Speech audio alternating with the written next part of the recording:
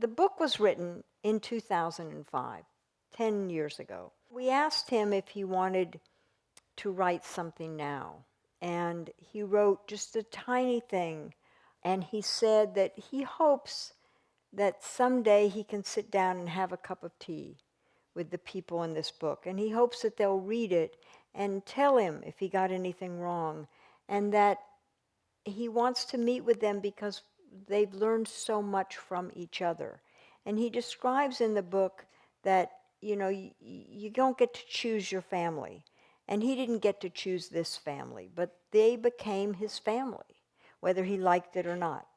And there's some people in your family you don't like, and some that you do like, and some that are better than others. And that's who he is. He holds no grudge. That leads to my question. We're both lawyers. We're not psychologists. But as I read the book, I wondered, how did he keep his humanity? I would imagine if any of us went through what he did, we become tremendously embittered, maybe just go crazy. But he keeps humanity, and it comes throughout this diary. Do you have a sense of how? Over the last 10 years, there have been good times and not so good times, and I've seen him. He describes they gave him some antidepressants and anti-anxiety medication for quite a while after this. There's a fragility about him, and he's clearly been damaged by this experience and just by being there in a prison for so long. But he has a strength and an inner strength that's really exceptional. Some of it is actually faith. He's a very religious man. And one of the specific things that Rumsfeld required was that he not be allowed to pray, which of course is also illegal. But that was very difficult for him. And his faith has been important to him, and he's held on to it. And he just has some kind of an inner strength that he's maintained throughout this whole time, so that when he gets out, and we're going to get him out somehow, sooner rather than later, I hope, he will have the difficulties someone has who's been in jail a long time, but he will be okay. I think it's easy to say we can blame Bush and Cheney for a lot of this, but I think the issue is far broader in the country. What is it about us that can carry on this kind of horrible activity? We haven't really dealt with the human cost of these things. And part of any reconciliation and accountability process is a storytelling process. And I think one of the amazing things about this book is it moves us into that realm for the first time.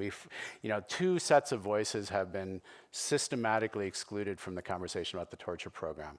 The voices of the victims, the people that we tortured, and the voices of the men and women who we put in the position of doing that.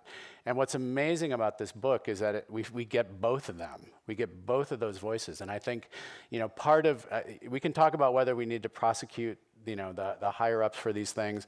It's very difficult to do, but it's very difficult to do partly because it's hypocritical to do that unless we acknowledge the fact that we live in a country where the number of people who support torture continues to increase year by year by year, according to opinion polls.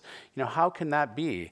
So I think we need to have an open conversation about how much we've sort of cheered this on or allowed this to happen, but we also have to, as part of that conversation, integrate these two groups of voices that we haven't heard before. I totally agree, though I also want to answer the question in a slightly different way.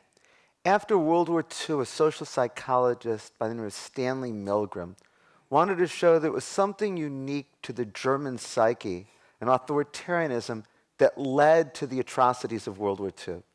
He devised the social science experiment where individuals would come in and they were told that they had to give electric shocks to people so as to teach them vocabulary words. And he believed that Germans would be more likely to follow the instructions to give shocks than others. He found that it wasn't the case. He found out that just random college students would give shocks even in the fatal range, even when the Confederate who was supposed to be learning the words was saying, "Stop, I'm going to have a heart attack," and things like that. I think it says something about people following orders that's very important. I think it says something that's universal, so it's not just about the United States. And what came across to me in this book is once the government decided the ends justify the means became horrendous. And those in Guantanamo believed they were serving a higher end, but once they were told they could torture, they tortured in the most sadistic and brutal and inhumane way.